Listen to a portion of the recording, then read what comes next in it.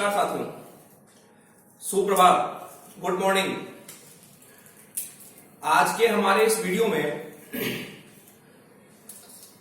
अभ्यंतर प्रयत्न के आधार पर और बाह्य प्रयत्न के आधार पर जो व्यंजनों के भेद किए गए हैं उनकी चर्चा की जाएगी।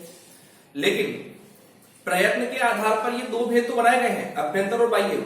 लेकिन आज का हमारा जो वीडियो है इस पर केवल हम चर्चा करेंगे अभ्यंतर प्रयत्न की, कि अभ्यंतर प्रयत्न के रूप में व्यंजन के कितने भेद बनाए गए हैं, किन किन भेदों में कितने कितने हमारे व्यंजनों ने स्थान ग्रहण किया है।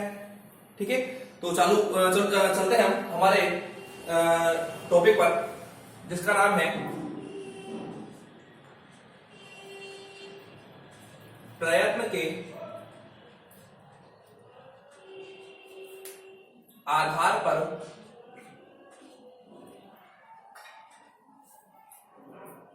व्यंजनों के भेद। क्या नाम लिखा हुआ है? प्रयत्न के आधार पर व्यंजनों के भेद। आप लोग इतना याद रखें कि हमारे इसके दो भेद बताए गए। कितने बताए गए? दो भेद। पहले भेद का नाम है अभ्यंतर प्रयत्न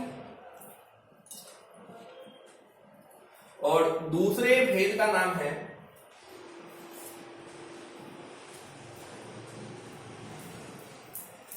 बाह्य प्रयत्न। पहले का नाम क्या हुआ? अभ्यंतर प्रयत्न और दूसरे का नाम क्या हुआ? बाह्य प्रयत्न। अभ्यंतर का मतलब ये होता है कि आंतरिक प्रयासों के आधार पर, यानी फेफड़ों के रूप में हमारे जो उच्चारण, यानी आंतरिक रूप में हवा का दबाव कैसा हो रहा है, किन रूपों में प्रयत्न करके व्यंजन का उच्चारण किया गया है, वो सारे किसमें आएंगे? अभ्यंतर में। जबकि कहां कंपन हो रहा है, कहां कंपन नहीं हो रहा है, कहां हवा ज्यादा आ रही है, कम आ रही है, वो सारी चर्चा हम कहां करेंगे? बाह्य में। ठीक है ना। तो हम बात करते हैं पहले अभ्यंतर की। तो अभ्यंतर प्रयत्न के आधार पर हमारे यहाँ इसके भेदों की जो चर्चा है वो कितने रूप में की गई है? 8 रूपों में। ठीक है। लेकिन बाह्य प्रयत्न में इसके जो भेद बताए गए हैं वो बताए गए हैं 2। कितने बताए गए? 2।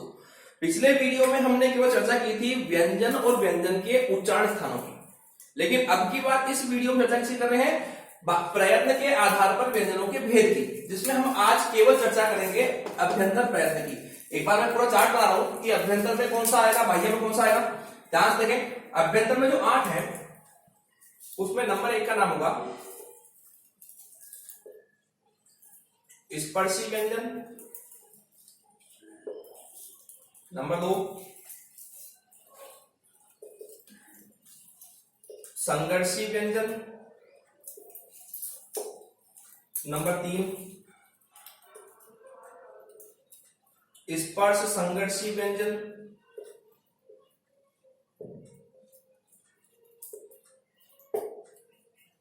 नंबर 4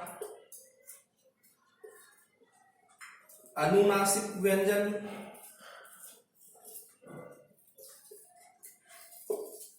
नंबर 5 पार्श्विक व्यंजन, नंबर 6 लुंठित, इसका एक नाम और है प्रकंपित व्यंजन, नंबर 7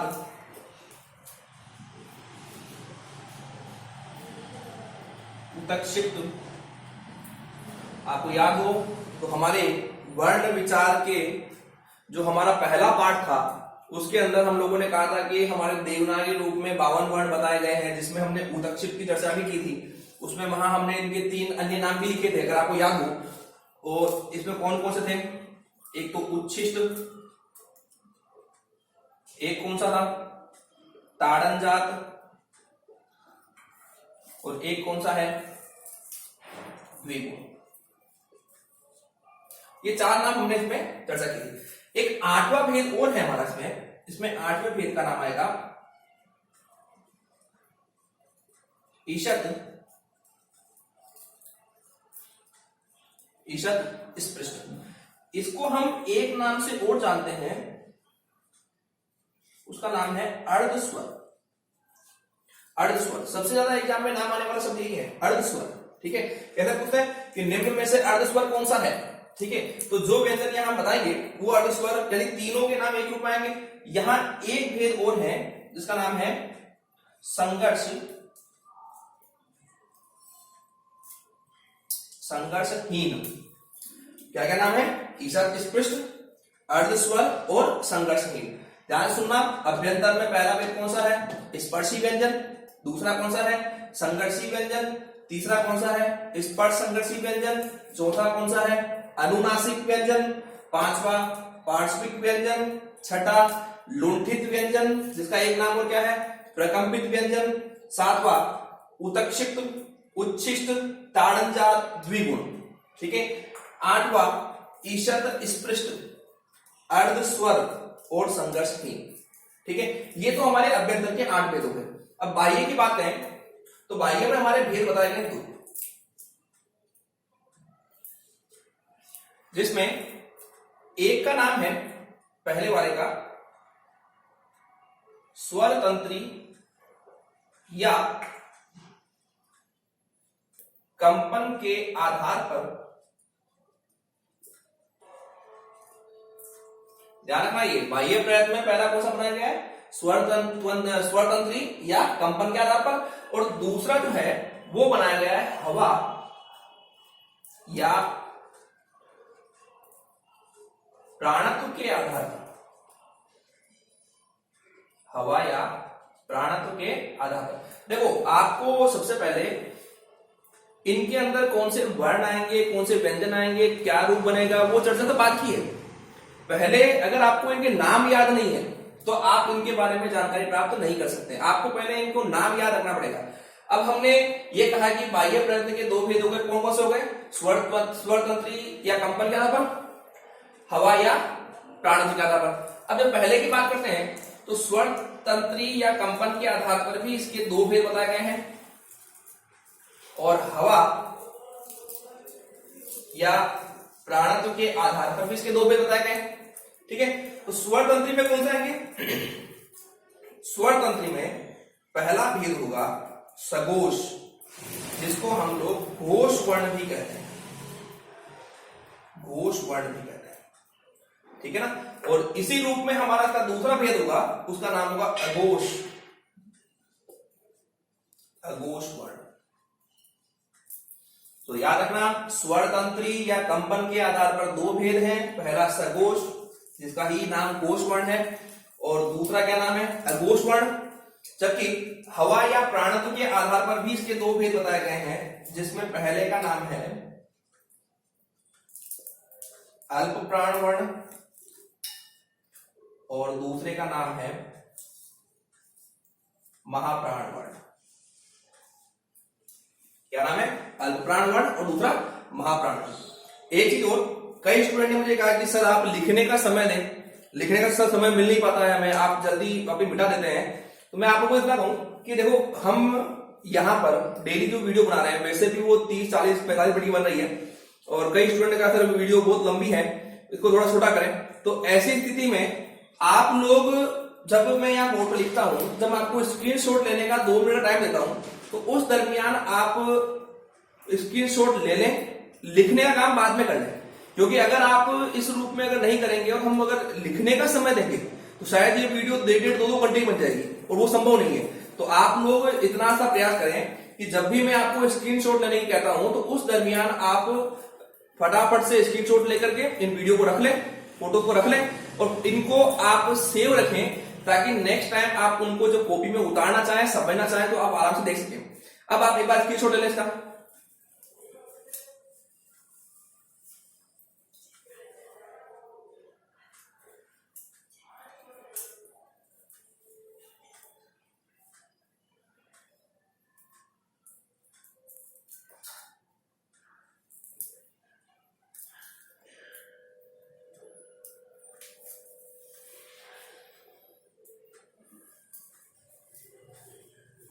चलो, जिस प्रकार हमने कहा था कि हमारे आज के वीडियो में हम लोग जो चर्चा करेंगे वो करेंगे अभ्यंतर प्रयत्न। इसकी चर्चा हम आज नहीं करेंगे, इसकी चर्चा हम नेक्स्ट वीडियो में करेंगे, ठीक है ना। तो एक बार उठा देते हैं।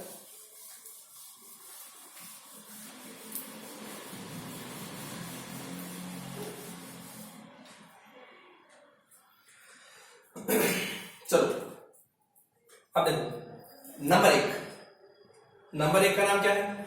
स्पर्शी व्यंजन। ध्यान से सुनना, यहां प्रस्तुत होने वाले व्यंजनों के उच्चारण में, यहां प्रस्तुत होने वाले व्यंजनों के उच्चारण में जिह्वा उच्चारण अवयवों को स्पर्श करती है। वापस लिख रहा हूं मैं, यहां प्रयुक्त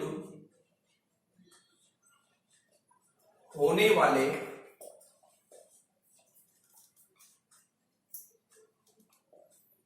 व्यंजनों के उच्चारण में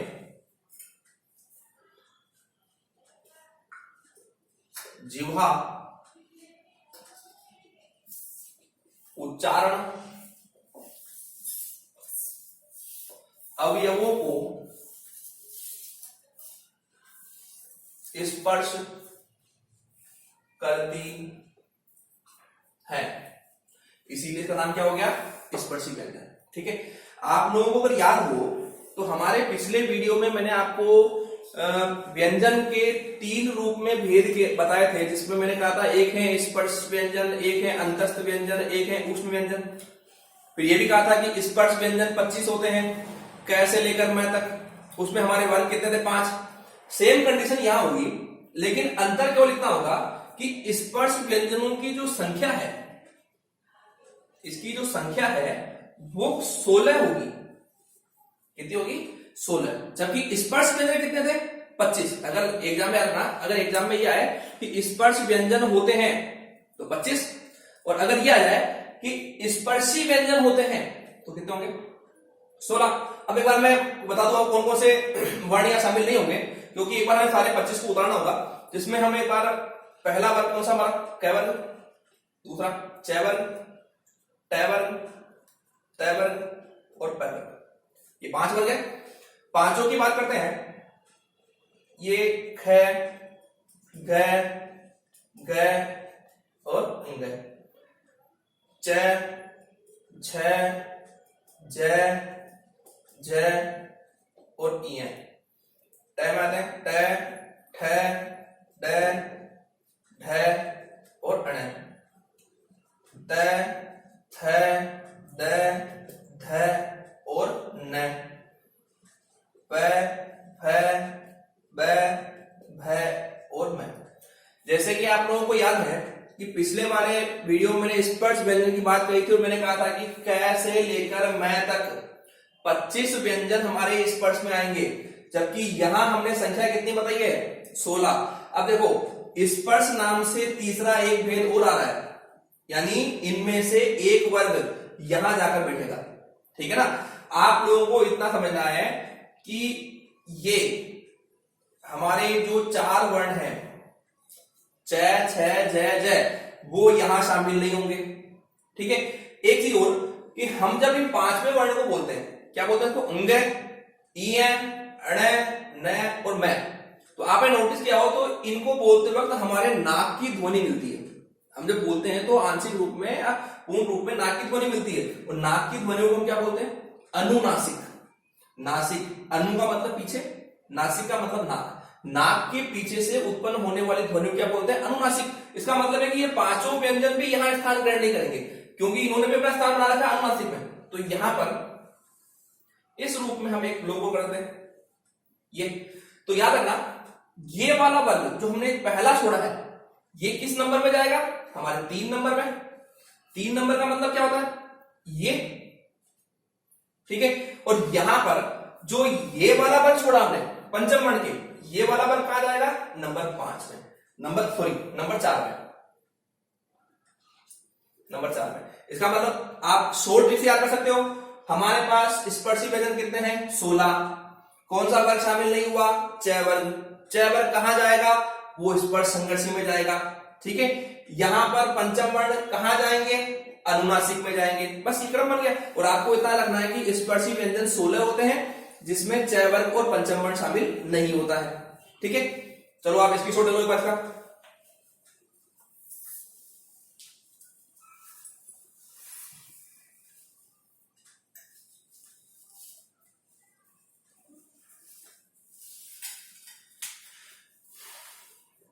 चलो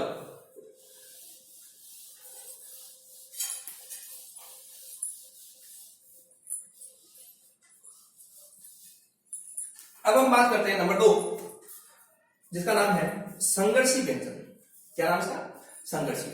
पिछले वीडियो में अगर आपको याद हो तो मैंने एक बात कही थी कि ऊष्म व्यंजन को ही हम संघर्षी व्यंजन के नाम से भी जानते हैं।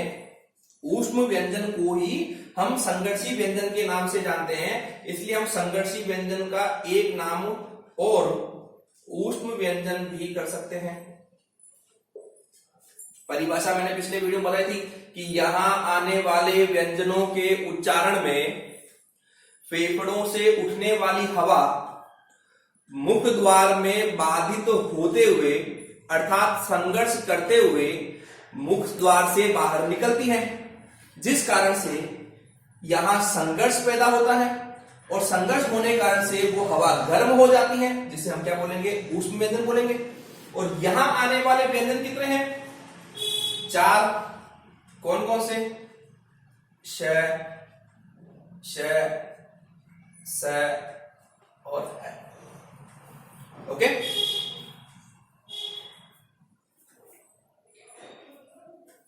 चलो अब हम बात करते हैं स्पर्श संघर्षी व्यंजन की। यहां मैं मिटा रहा हूं तुम्हारे को, आपने अगर नहीं लिखा हो, नहीं देखा हो तो एक बार कर लो कमेंट। मैं इसको मिटा रहा हूं ताकि इसकी रचना याद कर लूंगा।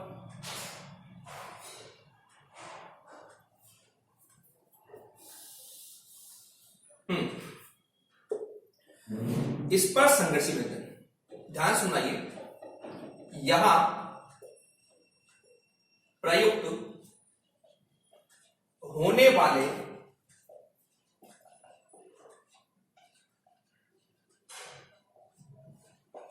व्यंजनों के उच्चारण में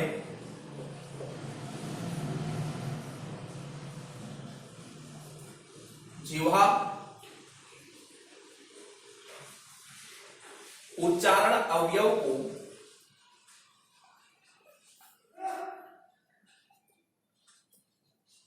स्पर्श करती है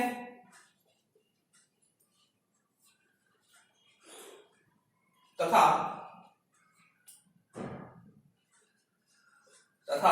यहां वर्णों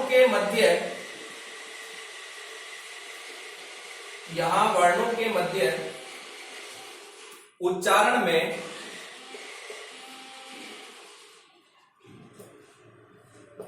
संघर्ष भी देखा जाता है।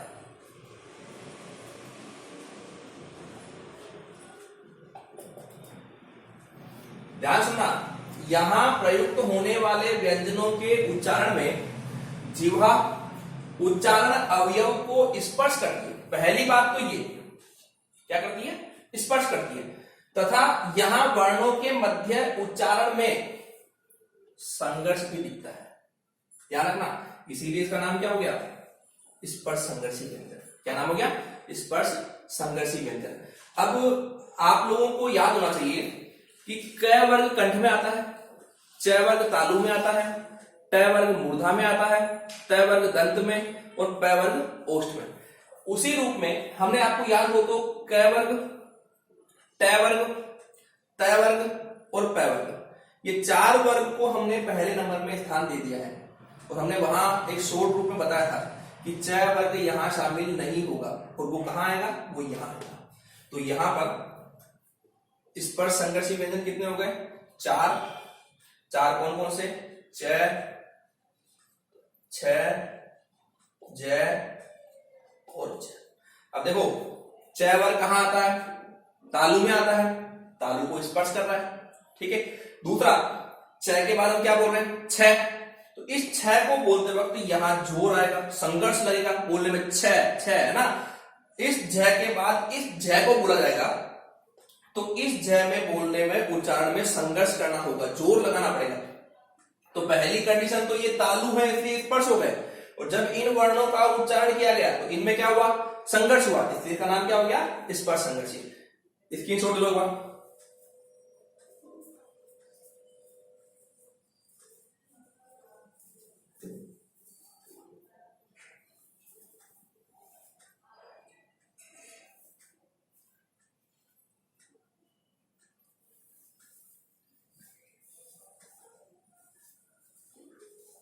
चलो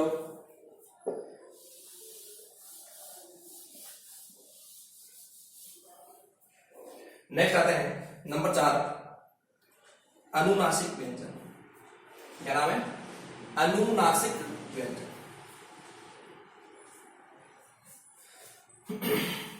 एक लाइन याद रखना, अनुनासिक व्यंजन में यहां वर्णों का उच्चारण, यहां वर्णों का उच्चारण नाक की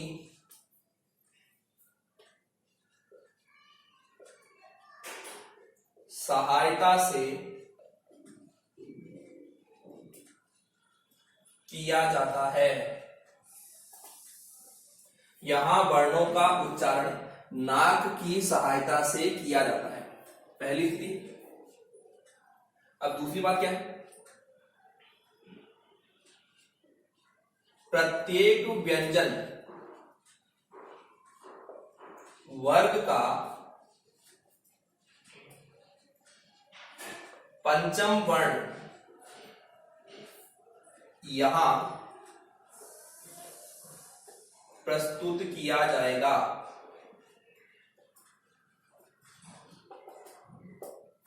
एक चीज याद रखना,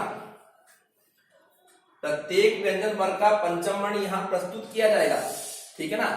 अब इसमें भी कभी एग्जाम पूछ लेते हैं कि यहां सही क्रम क्या होगा, पंचम वर्ण का सही क्रम क्या होगा। तो आप याद रखना, सबसे पहले क वर्ग आता है, फिर च, फिर ट, फिर त, फिर प, उसी अनुसार पंचम वर्ण ग्रहण करेंगे। तो यहां याद रखना, मैं कोष्टक में कर रहा हूं क्रमानुसार।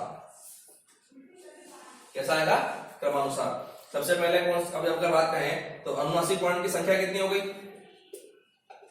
संख्या कितनी है इसकी, 5। 5 कौन कौन सी है, सबसे पहले क्रम में कौन सा आएगा, क वर्ग का पंचम वर्ण अंग, फिर च वर्ग का पंचम वर्ण इ, ट का पंचम वर्ण अण, त का पंचम वर्ण म, इंग इ अण न म। ये क्रम किसका रखा गया है, अनुनासिक व्यंजन का, ठीक है। स्क्रीनशॉट ले लो।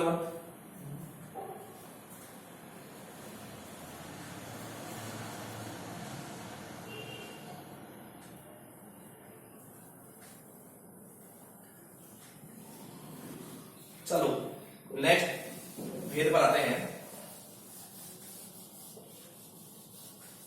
जिसका नाम है हमारे पार्श्विक व्यंजन।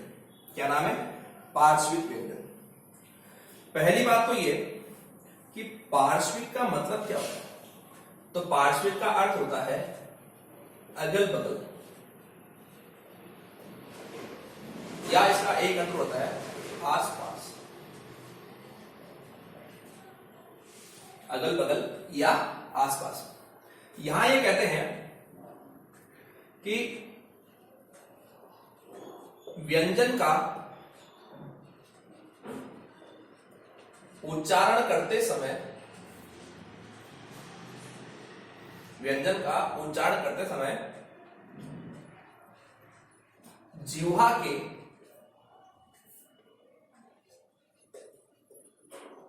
आसपास से हवा बाहर निकल जाती है। व्यंजन का उच्चारण करते समय जिह्वा के आसपास से हवा निकल जाती है। ध्यान रखना, इसमें क्या होगा, जब हम उच्चारण करेंगे तो हमारी जो जीभ है वो यहां से ऊपर घूम जाएगी, ठीक है। और फेफड़ों से उठने वाली हवा इस जीवा के आसपास से यहां बाहर निकल जाएगी, इसीलिए इसको क्या बोलते हैं, पार्श्विक व्यंजन। यहां जो पार्श्विक व्यंजन की संख्या है वो केवल एक है, ठीक है। और वो कौन सी है, वो है लय।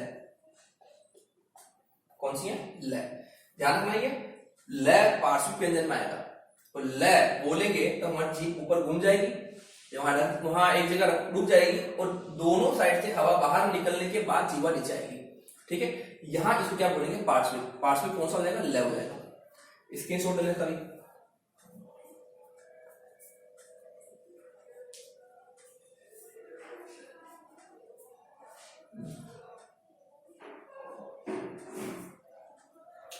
चलो नेक्स्ट आते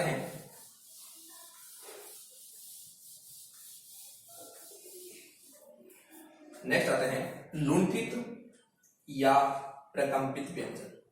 क्या नाम है, लुंठित या प्रकंपित व्यंजन। पहले इतना याद रखो कि लुंठित का मतलब क्या होता है। तो लुंठित में लुंठ अगर धातु है तो यहां प्रत्यय कौन सा हो गया, इत। और लुंठित का जो अर्थ निकाला गया है वो होता है लुढ़कना, लुढ़कना, ठीक है। इसी रूप में एक शब्द और लिखा गया है, प्रकंपित। प्रकंपित इसके टुकड़े करें तो उपसर्ग क्या निकल गया, प्र। मूल शब्द क्या निकल गया, कंप। प्रत्यय क्या निकल गया, इत। तो क्या रूप बन गया, प्र प्लस कंप प्लस इत। तो यहां ये कहते हैं कि उच्चारण से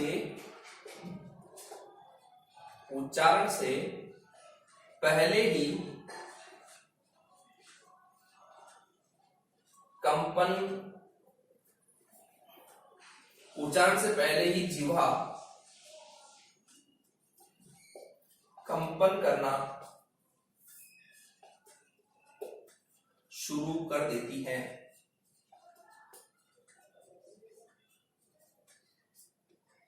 ध्यान सुनना, लुंठित का मतलब होता है लुढ़कना। इसका मतलब यह है कि यहां जो व्यंजन आएगा उसका उच्चारण करते समय ऐसा प्रतीत होगा कि जीवा लुढ़क रही है। क्या हो रही है, जीवा लुढ़क रही है, इसलिए नाम क्या हो गया, लुंठित। जबकि प्रकंपित का मतलब क्या होता है कि यहां जब व्यंजन का उच्चारण किया जाएगा तो उच्चारण पूर्ण होने से पहले ही जीवा कंपन करना शुरू कर देगी, ठीक है। अब लुंठित में कितने व्यंजन आते हैं, तो याद रखें कि लुंठित व्यंजन जो है, लुंठित या प्रकंपित व्यंजन है, इनकी संख्या भी एक होती है। और ये कौन सा होता है, र। कौन सा होता है, र, ठीक है ना। इसकी छोटे लोग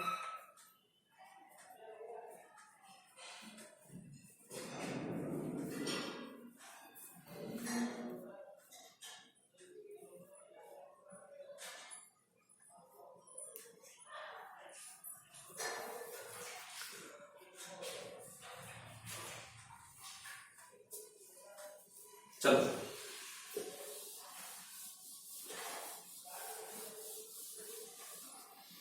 सातवें नंबर का जो है हमारा उदक्षिप्त, उच्छिष्ट, ताड़नजात, द्विगुण, ठीक है।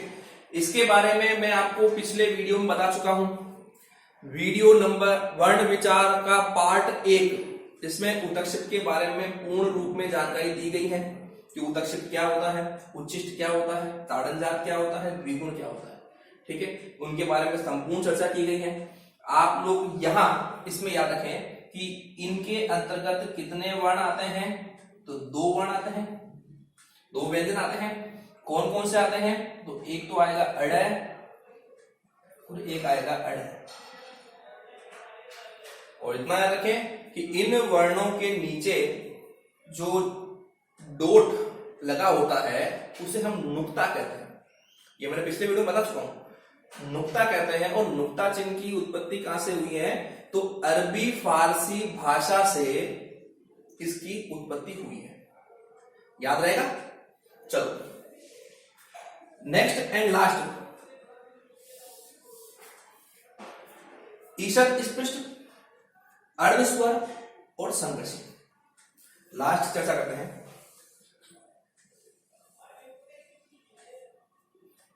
ईषद स्पृष्ट, सबसे पहले तो हम इसी की बात करते हैं कि ये क्या है। ईषद का मतलब होता है हल्का और स्पृष्ट का मतलब होता है स्पर्श। ईषद स्पृष्ट, ठीक है ना, हल्का स्पर्श। इतना याद रखें कि यहां व्यंजनों का या व्यंजनों का उच्चारण करते समय जिह्वा उच्चारण अवयवों को हल्का स्पर्श करेगी। क्या करेगी? हल्का स्पर्श करेगी, इसलिए इसका नाम क्या हो गया? ईषद स्पष्ट। नेक्स्ट दूसरा नाम है अर्धस्वर।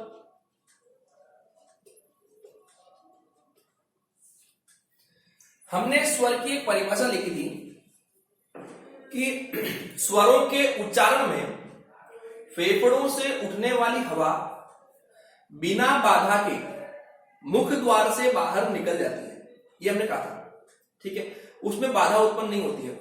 सेम कंडीशन यहां होगी जब हम स्पर्श ही हल्का करेंगे। जब हम स्पर्श ही हल्का करेंगे तो मुख द्वार से हवा को बाहर निकलने में बाधा उत्पन्न होगी नहीं, और जब बाधा उत्पन्न नहीं होगी तो परिभाषा किसकी होगी? स्वर की होगी।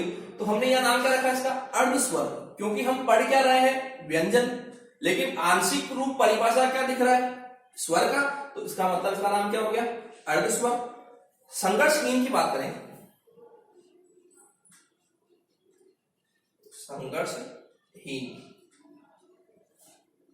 संघर्षहीन की बात करें तो संघर्ष का मतलब तो होता है कि व्यंजनों का उच्चारण करते वक्त हवा को बाहर निकलने में संघर्ष करना। हीन का मतलब होता है कमजोर। क्या होता है? कमजोर। तो यहां ये कहते हैं कि यहां संघर्ष होगा ही नहीं। अरे भाई, जब हमने यहां कहा कि हल्का स्पर्श करेंगे, परिभाषा रूप स्वर का है, तो यहां जो व्यंजन आएंगे उनमें संघर्ष होगा ही नहीं भाई। तो संघर्ष होगा ही नहीं तो उसका नाम क्या हो गया? संघर्षहीन हो गया। अब यहां कितने व्यंजन आएंगे, कितनी संख्या होगी? तो यहां ध्यान रखना, इसकी जो संख्या है वो बताएंगे 2। कौन कौन सी है? एक तो यह और एक वह। अब आप दोनों को बोल के देखो, यह और वह, इन दोनों को जब बोलते हैं तो ना तो यह बोलते वक्त जीवा ऊपर कहीं टच कर रही है और वह बोलते वक्त ना हमारे ओष्ठ आपस में टच करने मिल रहे हैं, ठीक है ना। तो ऐसी स्थिति में यहां पर ये दोनों, पहली बात तो उच्चारण अवयव को हल्का स्पर्श कर रहे हैं। जब हल्का स्पर्श कर रहे हैं तो यहां पर परिभाषा रूप स्वर का है तो ये अर्धस्वर हो गए, और इसके अलावा यहां पर संघर्ष में ये कमजोर हैं, इसलिए इसका नाम क्या हो गया? संघर्षहीन हो गया। चलो आज के हमारे इस वीडियो में के बाद छोड़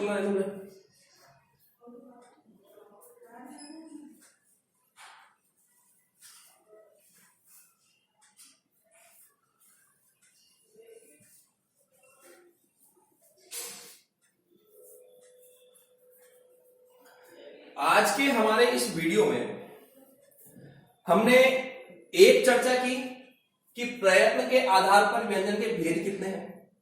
फिर हमने कहा इनके भेद 2 हैं। फिर अभ्यंतर और बाह्य के हमने भेदों के नाम लिखे।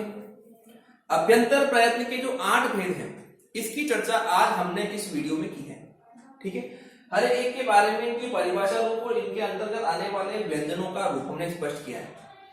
नेक्स्ट जो हमारा वीडियो आएगा, उस वीडियो में हम लोग प्रयत्न के आधार पर जो हमारे बाह्य प्रयत्न किए गए उसकी चर्चा स्पष्ट करेंगे, ठीक है। आप इस वीडियो को पूरा देखें। वीडियो कैसा लगा इसकी जानकारी दें, अपने साथी गणों को शेयर करें, सब्सक्राइब करने के लिए बोलें, ठीक है। और जितना हो सके मुझे कमेंट के माध्यम से बताएं कि आपको कैसा लग रहा है, स्टडी कैसी चल रही है ना, ताकि आप टीचर से एक संवाद रूप में टच में रहें, जिससे आपकी स्टडी और मजबूत होगी और अच्छा लगेगा अपने को, ठीक है ना। और ये सारी जो भी हम लोग एक मेहनत कर रहे हैं, जो भी चर्चा हो रही है ये सब आप लोगों की तैयारी के लिए है, किसी और के लिए नहीं। मैं रोजाना एक ही बात बोल रहा हूँ, हमें संघर्ष करना होगा, उसके अलावा कोई चांस नहीं है, ठीक है ना। तो आप लोग इस वीडियो को देखें, कमेंट करें, शेयर करें और सब जितने भी अपने मिलने वाले हैं उन सबको जानकारी दें। धन्यवाद।